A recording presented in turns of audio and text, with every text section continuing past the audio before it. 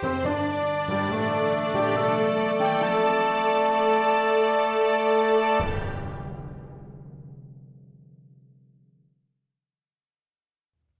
Story Seekers. I'm Ben. I'm Nico, and you're listening to The Tiny Bookcase. Sometimes we like to keep it close and personal. Back to basics, one story each, the good stuff. We certainly hope so. Regular listeners will know how it works, but for newcomers, we have both written a story to the same shared prompt. And we get to share these stories with each other and you. This week to the prompt, musical. Okay, Ben, a 1 and a 2 and a 1, 2, 3, 4. Musical. The sea wall the boy balanced on overlooked a deep bay, on the other side of which were the dockyard and manufactories that supplied his wind-blasted town with jobs. Bullets, bombs, and boats, the tools of humanity's self-destruction poured from the place between the hours of 6 and 5. The boy raised his hands, then dropped them as the morning whistles signalled the beginning of the workday. 2 fast steps to the right, and his hands were up again, pointing to the 2 massive chimney stacks, which, as he did so, began belching grey guffs into the still dawn-tinctured sky. Raucous gulls flitted in front of him, swooping to the fetid shoreline to pick through the blackened seaweed. The sound of them was so at odds with his conducting motions that the boy missed his next step and fell backwards off the wall onto the gravel below. In his absence, the alarm signalling the opening of the sub-pen sounded tunefully. It was a summer Monday, with no school and his birthday party at lunchtime. It should have been a good day, but Bailey fretted about it anyway as he walked through the narrow streets which were choked with the 2 up, 2 downs the workers and their families lived in. Street after street of them were made from the same ruddy brown brick, and similar in every way, aside from their front doors. Most of them held an expression of desperate individualism. Small indicators of care showed in licks of new paint and polished door knockers, yet Bailey focused on the doors with weather cracks in the frames and faded numerals. The boy worried the morning away whilst walking and picking at the fresh scab on his elbow. He had nearly decided not to go to his own party before encountering the exasperated mother of someone in his class.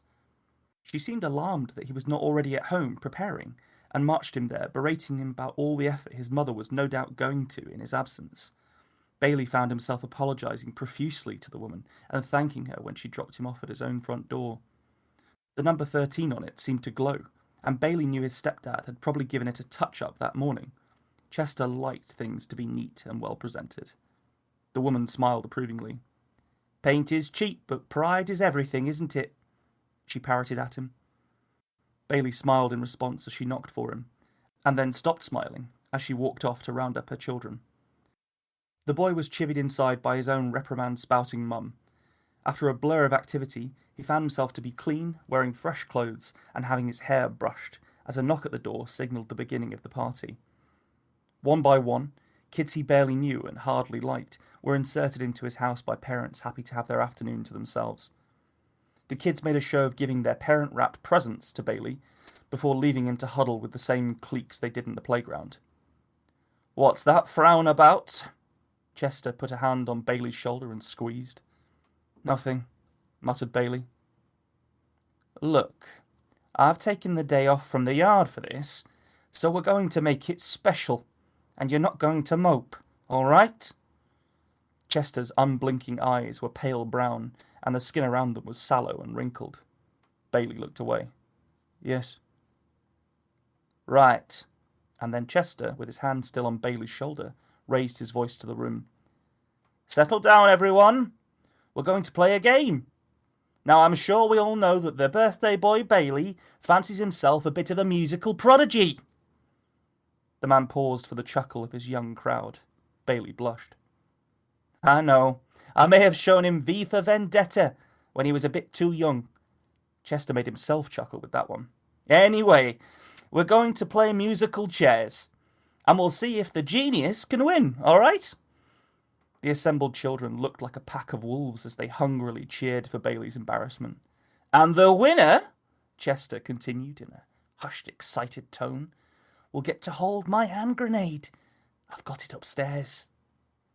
The crowd of boys roared their approval. The chairs were swiftly pulled from all over the house and from the narrow back garden and gathered in the living room to form an oval. Bailey lined up with the rest of the kids to await the start of the music. Ready? Go! Chester pressed play on an old CD of children's tunes. Some real Humpty Dumpty baby party bullshit. The other boys didn't seem to mind. Their gleeful faces thrummed with excitement. Bailey concentrated, and as Chester stopped the music for the first time, he was the first to sit in one of the chairs. A boy who had tried to beat him to it yelped, and Bailey realized he had sat on the boy's fingers. He shrugged. Chair by chair, the circle diminished.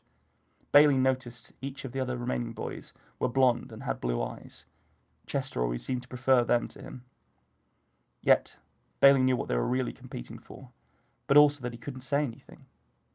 He just had to win. It came down to one chair, Bailey and a boy named Greg. Greg liked football too, and they both supported the same team. That brought Bailey about as close as he could ever get to friendship. Get ready to lose, Greg snarled at him as the music restarted for a final time.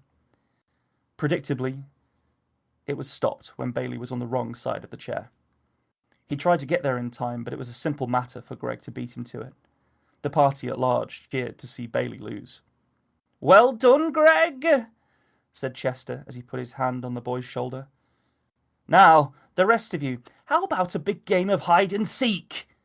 Bailey can be the one seeking first. Don't go past either end of the street, and don't come upstairs. Come on, Greg. Come with me. Bailey watched Chester lead Greg upstairs as the boys scattered to hide from him. He closed his eyes and began counting. Bailey counted all the way to 100 before opening them again. One boy had rather stupidly chosen to hide behind the curtains in the living room, but Bailey didn't care. He walked past him, out the front door, and down the street. He wandered the fringes of the town for the rest of the afternoon, his mind blanked by the ferocious way he tamped down his feelings. The sky was already darkening as he reached the sea wall, and Bailey felt the first trill of excitement sound in his heart. He scrambled up onto it and held out his arms. With a sudden movement, he jerked his left hand up in perfect unison with the close of day whistle from the dockyard. His right hand ushered the shutting of the submarine pen door alarm, and then he danced his fingers on both of his hands as a constellation of lights flicked on in the car park. Each light signalled an engine being turned over by a tired worker aching to get to the pub. Bailey smiled as they played their parts to his tune. He knew they always would.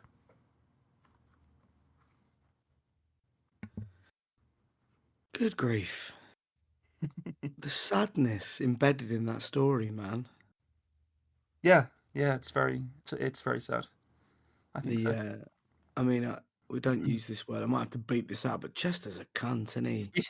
Yes, he is. And a nonce. Yes, so quite clearly. yeah, I wasn't beating around the bush there. That was very clearly what was happening in that household. Yeah, the winner gets to hold his hand grenade. Sure does. It's I mean, there's some real, like, if you come from like a working class part of the country, like we both are. Yeah.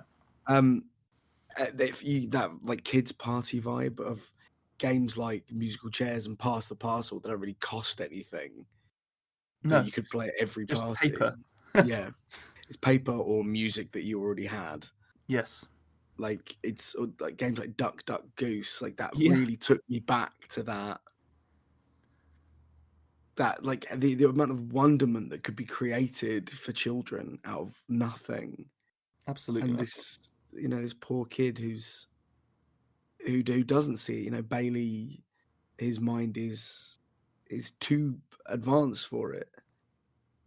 So he's not playing the game for fun. He's trying to protect other kids from this horrible man.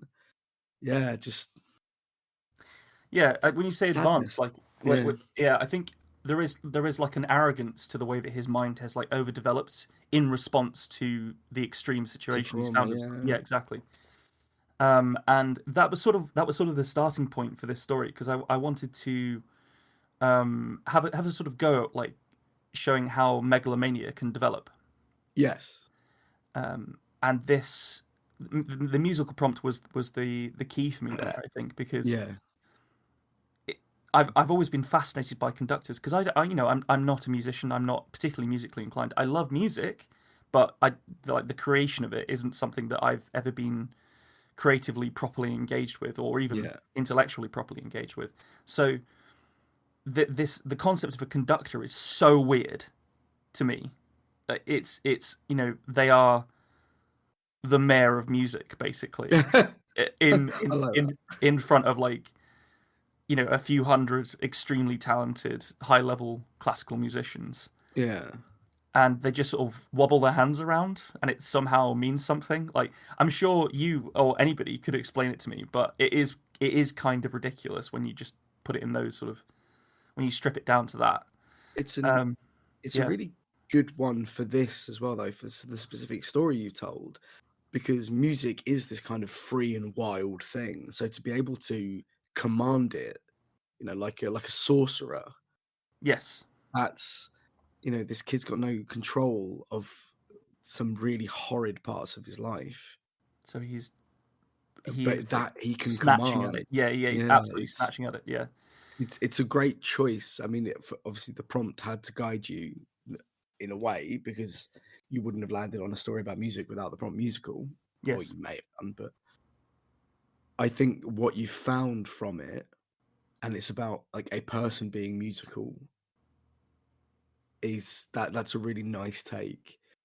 And I think especially it's uh this kid who near enough said in his internal monologue, I know less than half of you half as well as I should like, and like less than half of Yeah, you half as well as you deserve. Uh, that's the line I put in there just for you, actually. oh, So good. yeah, that's good that you I mean, thought this that one. kid who I can only refer to as Bilbo Elliot, right? Because he's that is exactly who he is. But like, it's such a Yeah. relatable. There's a reason that Billy Elliot was so successful, Yeah. or things like oh god, what's it called? The strip one where the guys become Oh, Magic Mike. no, oh god, old British film, Northern, Oh, got Full Robert Monty. Baratheon in it, yeah. What Baratheon in it? Yeah, it does, doesn't it? Mark Addy.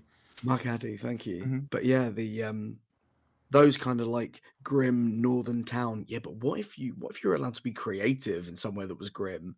And this is a version of it where that hope kind of is being suffocated. Yeah, I mean, he's definitely being suffocated. Like, just judging by I think the bit that really brings that to the fore is the bit where he gets snatched up by a different mother, Yeah. and just sort of like, no, you're not supposed to be here. You're supposed to be there doing that. Like, it's just so. Yeah, I don't know. I'm drawing on like a lot of like childhood frustration from me, but obviously Yes. I wasn't abused like this, but it No. was.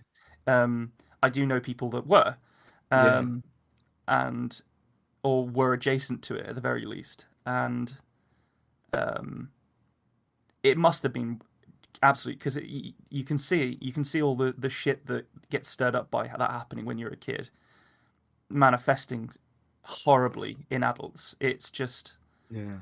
untenable to like maintain any kind of connection to the real world when if you don't work on this shit, like if you just allow it to spiral out and become who Fester, you yeah. are, yeah, get the best of you. And it's so much worse when it's prideful, when it comes from like a I'm good at this thing, Yeah. because the moment that people like that get challenged on on the point of how good they are about something, they just freak the fuck out. Mm. Um, it's yeah. If anything, I'm sort of hoping this is like a tale of like, okay, so bad shit has happened to this person. That clearly they're gonna struggle with it for the rest of their lives, but they can work on it and they can get better. Um, You know, one of the most upsetting lines in the whole thing was when Chester said, "Oh, he fancies himself a musical prodigy." yes, it's so condescending, Like isn't it? Horrible. to not be able to recognize the talent in someone, Yeah. but that could drive him one of two ways. It's either, "No, I know I can do it," or "I'll fucking show him."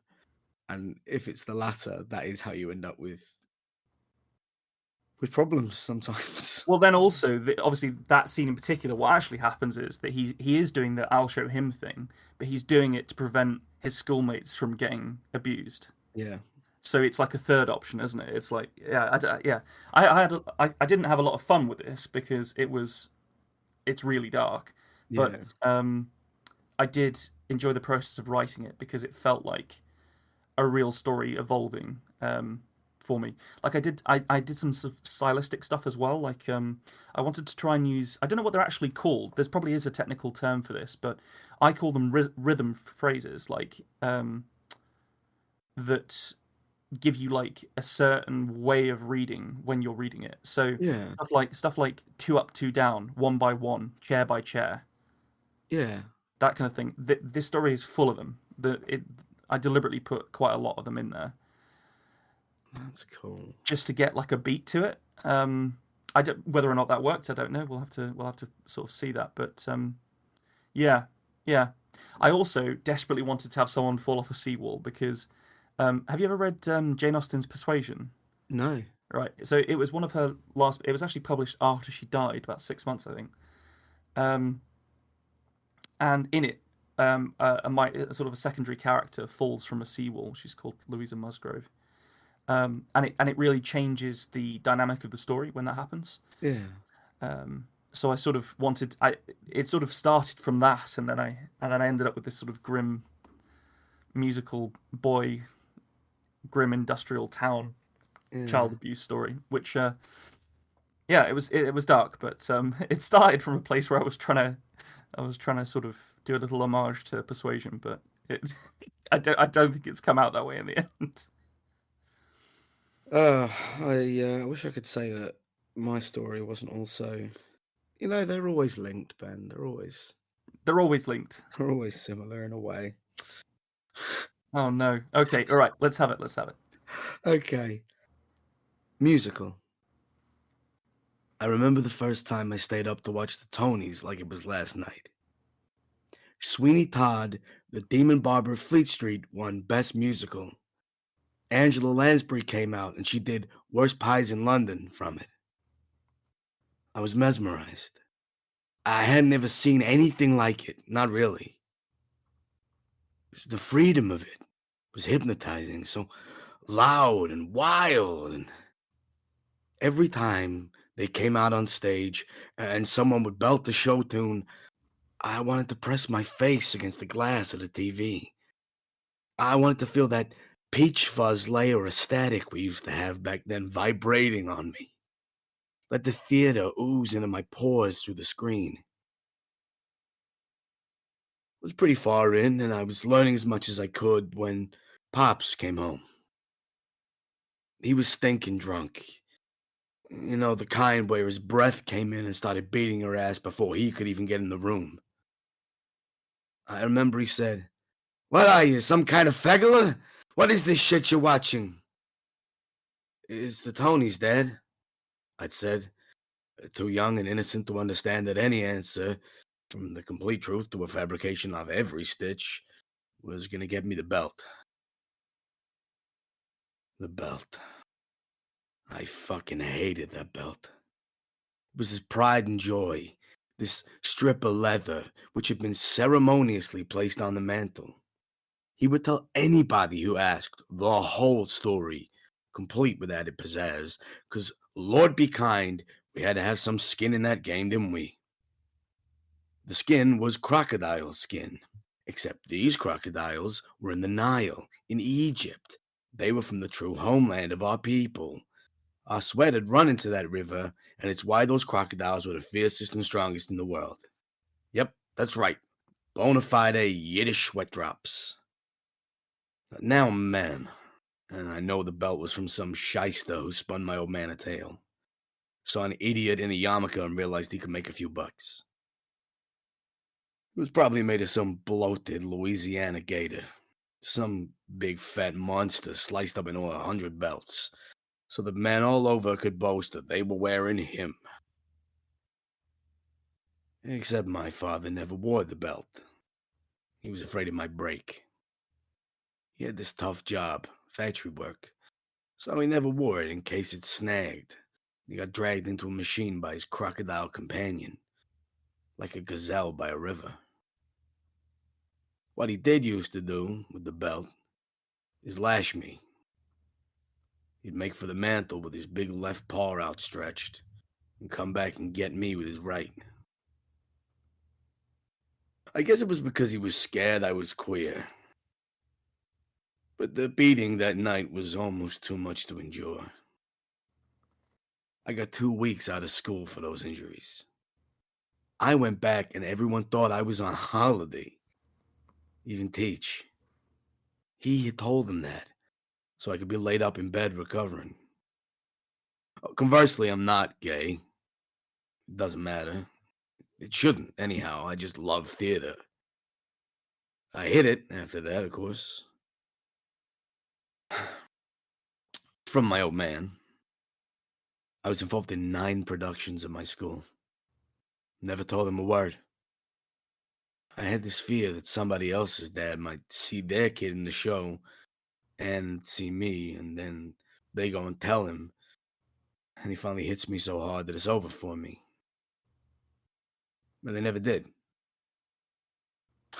I imagine him seeing me in Oklahoma and just yelling at the top of his lungs, screaming louder than I'm belting.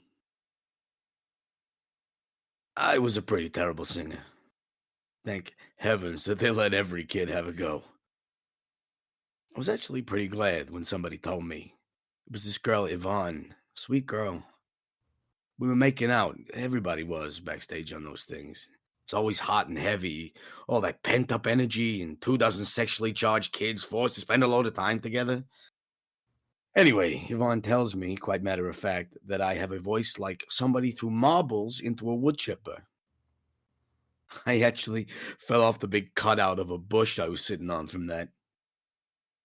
And she was right, too. I couldn't find a note if you pinned it down for me. The thing is, I don't want to be famous. I don't want to be an actor. What I wanted more than anything else in the world was to be in musicals, the business of musicals. So I learned to paint. I got familiar with a hammer, a screwdriver, a sewing machine. I learned how to use pulleys and levers.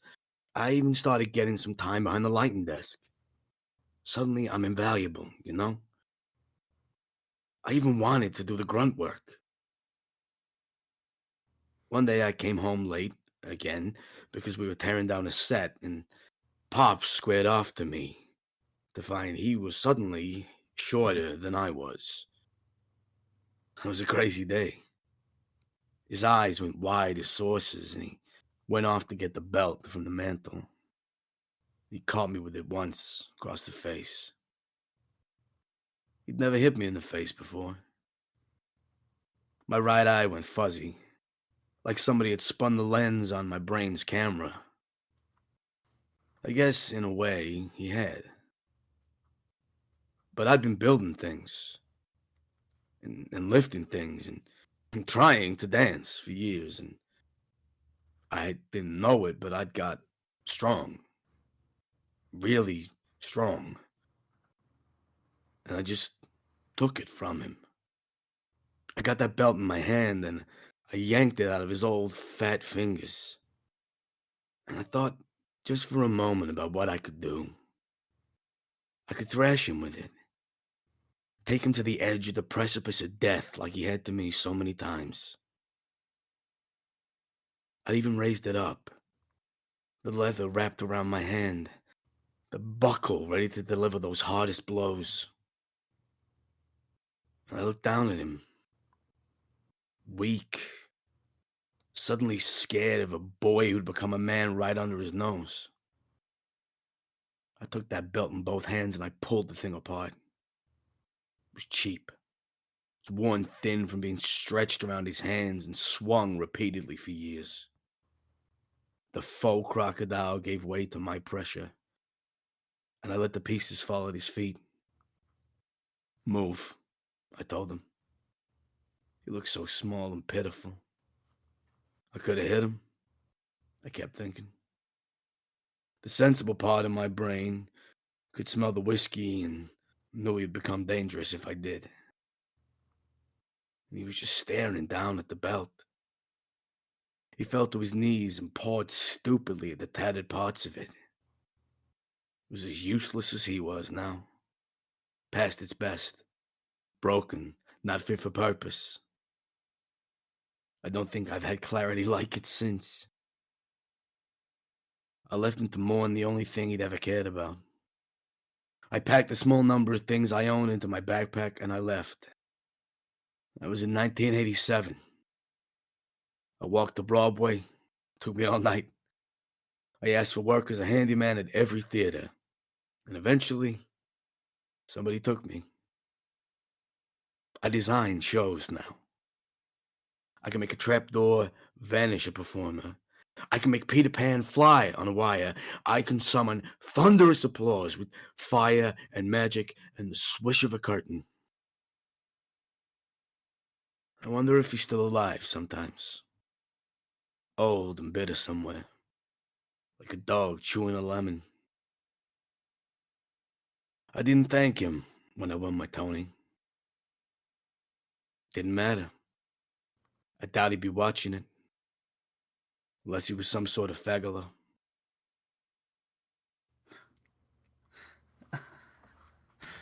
What a tough ending. Oh god, you caught me. I was so saddened by that story, and then you just catch me right at the end with that. Fucking hell. Nice job, man. Thank you, That bro. was great. I really enjoyed the structure of that. Like the Tonys at the start, with his nose pressed against the cathode ray screen. Yeah. And then obviously the callback for the structure was great. Because I did have a moment where I was like, no, he needs to end it on the snapped belt. He needs to end it on the snapped belt, and then you did it better.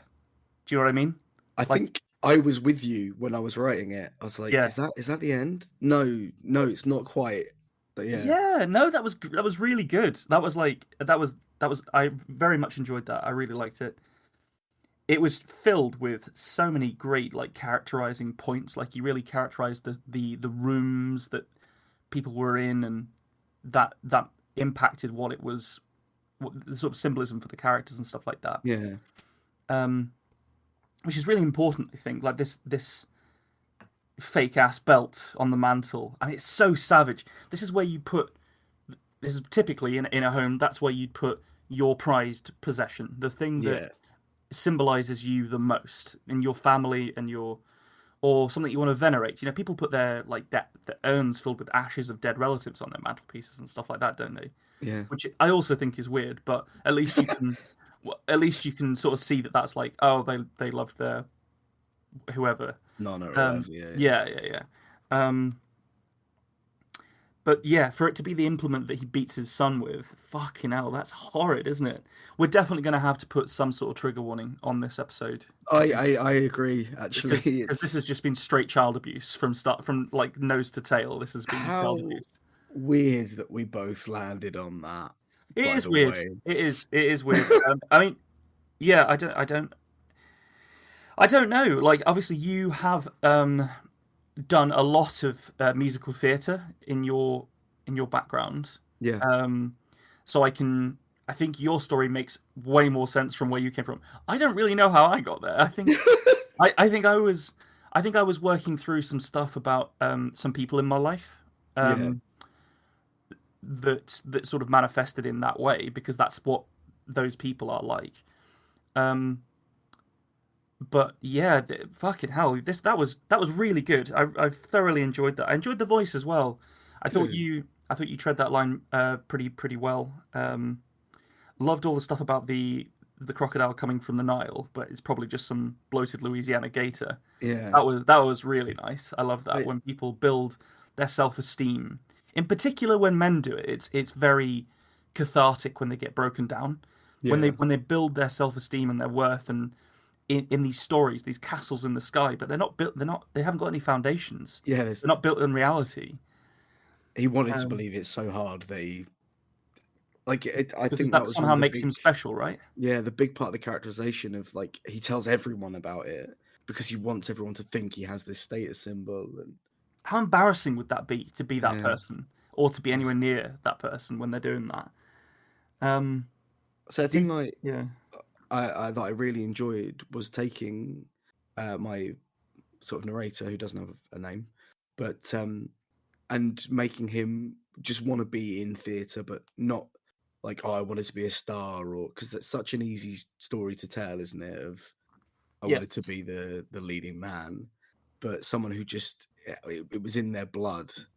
and they That was, couldn't yeah. go anywhere else. That's a very eloquent way of putting it, because I think that you've really struck the nail on why I like that Tony structure so much, Yeah, because you put it, you nestled the story inside an awards event that does venerate these people yeah, as well as the performers, right? Like you get like best lighting and best stage yeah, production and all that stuff. Yep, all of that. Yeah, yep. That's a really solid story. The only note I had was yeah, the bit about the gazelle by the river. yeah. I would put like make it more explicit. I would say at the river's edge, because you want to just summon that gator snapping a gazelle Okay, image okay, I get you. straight away, and they need to be in peril Yes. for that to work. But that was that, and that's a really minor note, and that's my only note. So I think that was a really really good story. And you were right. There were a lot of similarities. We had the factory worker Yeah. similarity. Your character, your young boy character, fell off something as well. Yep. Um, Very yeah, strange. and obviously they were both in suffering from some sort of abuse, but albeit very different. Yeah, different ends of that spectrum. Yes, the not being able to like sing a note unless they pinned it to me or something. I can't remember the exact line there, but I couldn't find a note even if they pinned it down for me. yes, I like that. That was good. I feel like that when I try and sing. Um, and the one of the better lines in it, I thought it was all good. Like it had the flow of it was very rich with your style, but not too much. Like I think it can be quite easy to over egg a description of things. Yeah. An example of this is I think at the start of my story, I think I'm doing that a bit. I'm doing it deliberately to set up this grandiose megalomaniac child, but you didn't do that at all. Everything was described just to the right amount of extreme. But anyway, it was spun the lens on my brain's camera, Yeah. because I, it's such a technical thing that he's thinking about, because that's how his mind works yeah. and what he's good at. But also really visceral, because that is cameras are really precious, Yeah. and doing and damaging the lens is a nightmare. Like that's I think it's a thing as well because we've all seen films. You know what that like focus pull looks like when the lens yes, turns. So yes, like imagine that happening, but way too fast because of the because someone's impact and yeah. impacted the camera. Yeah, yeah, it's horrid, absolutely horrid. It's very jarring. Yeah, I love that. I thought that was a very good story. I like that a lot. I really enjoyed this prompt. It was good, wasn't it? It's sort of it's difficult to know sometimes which prompts are going to be excellent and Yeah. which ones are going to be like, oh, that's weirdly hard. But musical was good. Musical was good. We actually arrived at it randomly, didn't we? We Yeah, a little RNG, a little number generator. it was quite pleasant, and it's always good to get the two of us just bouncing stories straight off each other, because that's where this all started. This is Yeah. what we used to do. I haven't got a pint in front of me though, so it's not quite That's authentic. true. Yeah, it's slightly too early in the day. It's too early in the day for that, I think. I Although mean, after these stories, perhaps not. I don't know. That was yeah, pretty chilling. I might get a dram of something. Do you want to go into the way that you explained the child abuse in yours, the beating, the violence of it? Go on. What did you want to Like know? why did you connect with that as hard as you did? I think a big part of it is um I don't have a particularly good relationship with my father. Mm. And he is a very big, strong man, or at least he is when you're 8, 9. Yes. He's actually not very tall. And that moment of realizing, like one day, I was like, no, and you stand up, and you're Mm. taller than them. Because I'm not very tall at all, but I am taller than my dad, Yeah. and that all of a sudden that breaking point, and obviously I pushed it more to the extreme in this. My dad never hit me with a strip of alligator, Yeah. but Oh, it would be so bumpy as well. It would. Oh, there's lots of little bits like the obviously, like you said, I did a lot of musical theatre, yes. and my dad was terrified that I was gay, That's such a even though strange. It, his best friend is gay. yeah. But he asked, he even went to his best friend and said, Do you think my Nick's gay?" Scott said, "No, not at all." So yeah, it's there's little bits of my history in there, but I think I think for a story, if you had a whole novel, I think you could pull it out a bit and you could have like the abuse doesn't need to be quite so extreme to get your point across, and it can kind of weather someone away over time. But I think in a short story, it has to be that you have to show that it is the worst it can be quite quickly, Yeah. which is why I landed on it being what it was. And I hadn't intended on the belt being such a big part of the story when I started, Mm. and I think it's especially in short stories, something like finding a prop that you can use as a keystone piece for the bridge of your story is it's important, and it helps you to find the right thing. Like for you in yours, it was that whole industrial city was that keystone piece, Yeah. because all the elements of it, the smokestacks and the sounds of factories coming on and off, and And what they all of make as the well. yeah, all the houses looking the same, and Yeah. like that all sets the because this kid is so desperate to create in a place where everything is exactly the same, and the Rigid. parents all think the same, and the Yeah. kids are all the same. So they've all got blonde hair and blue eyes, and And they're like sort of blind to the things that would upset the apple cart. yeah, Like the mother isn't even named in my story because yeah, she's that's not an attack on motherhood. That's an attack on people that bury their heads in these situations where they're if they've got like if they married again after a failed relationship and they've brought someone into that environment, it's their fault if that yeah, person then rapes their children. That's their fault. yes, Not entirely. It's also very much the fault of the person doing it. It's the only person whose fault it isn't is the person who's being abused. it's the child, yeah, Um, and it's unfortunately them that's going to have the worst repercussions from it. Really, yeah, aside from possibly a nonce getting put in jail and receiving a taste of his own medicine, but yeah, it's the you're right about that kind of like rigid mentality and the yeah. This was this was actually like remarkably um, revealing. I think the way that we've written these stories. I think so. I Oh think dear. and an interesting part about it is I think because we don't have a guest with us, I think we're both quite willing to be completely honest with ourselves in how we write. And I don't mean that in a way that like, oh, we like doll it up Yeah, for I don't think we conceal things when we have a guest, but I no, think but it's potentially, yeah, like I'm way more willing to take a massive risk. I think we both wrote quite risky stories here I would agree with that. because Yeah, they're dark subject matters, and it's difficult to talk about these things. And I think with a guest, I personally I can't speak for you, but I would always be worried.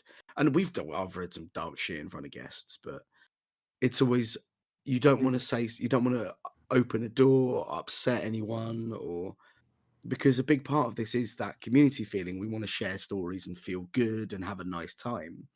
So I think there is a worry when you've got a guest on. Or rather, no, the other way around. Rather than there being a worry when we've got a guest, when we haven't got a guest, it's kind of a license to like if you've got a risk in you, now's the time to take it. Do you know what I mean? I do, I do understand it. Whereas potentially when you have a guest, you're trying to put together the best possible tale Yeah. in order to discuss it with them. I think, which which is it's very rewarding in its own way, and also and you can take some risk in that scenario. Otherwise, Yeah. I don't think we write non-risky stories when we have guests. But yeah, I definitely take your point. And hopefully people like it. I think um, it's it's sort of exactly what we need to be doing in when we're on our own, which is Yeah. discussing our own hang-ups and the way that we see the world and how that impacts our creativity and our writing. Ugh. Oh God, that was a lot of feelings. That was a lot of feelings. Can I rant at you for a Of course second? you can. Because there's something that's occurred recently, which I'm actually quite annoyed about, but it's really minor. So it's Okay, going to be a go on. total step change. Buckle up, everyone. Right, there's a TV show called Carnival Row. Okay. Okay, it's got Orlando Bloom and Cara Delevingne and people like that in it. Um, first season came out, I think, pre-lockdown or just as lockdown was happening. Okay. And then they filmed it as soon as people were starting to film stuff again after the lockdowns. Season two, I mean, and then it just didn't come out for years. And like Oh, even the actors were like, "Where the fuck is the show? We've done it. Why is it not coming out?"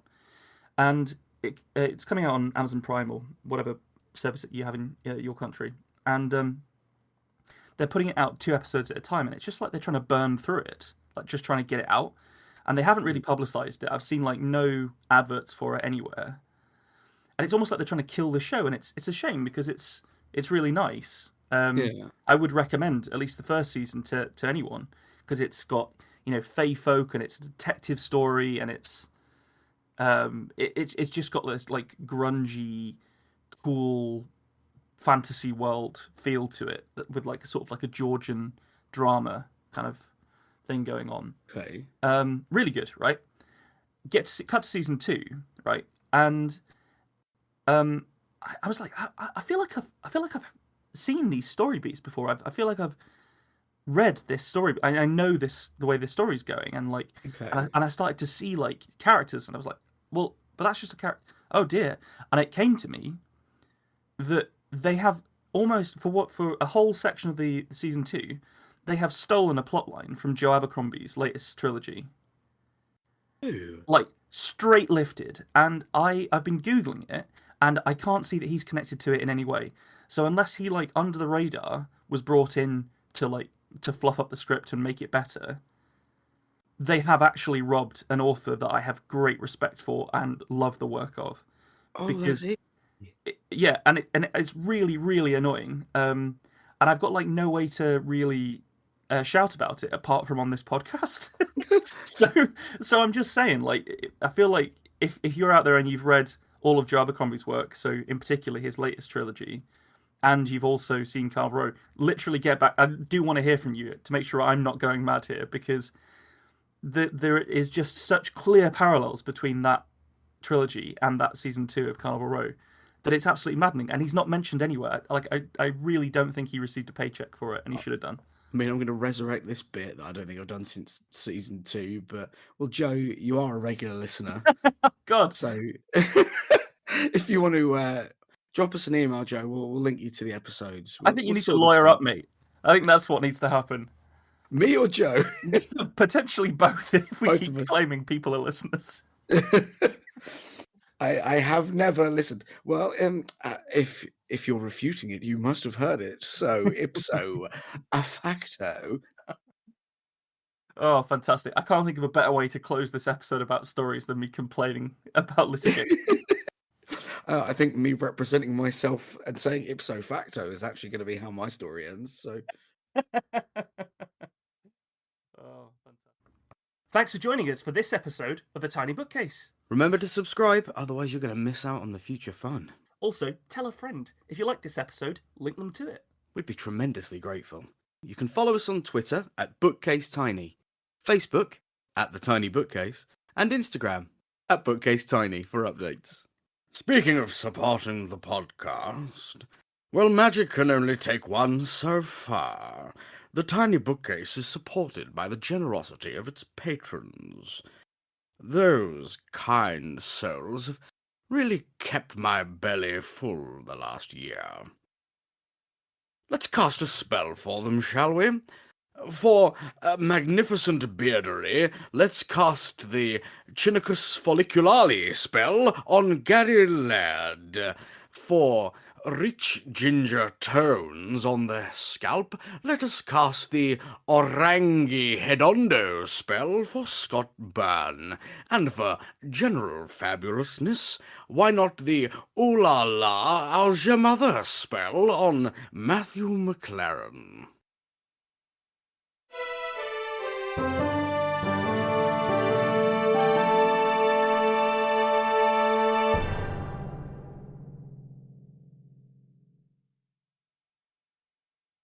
How do you come up with that shit, man?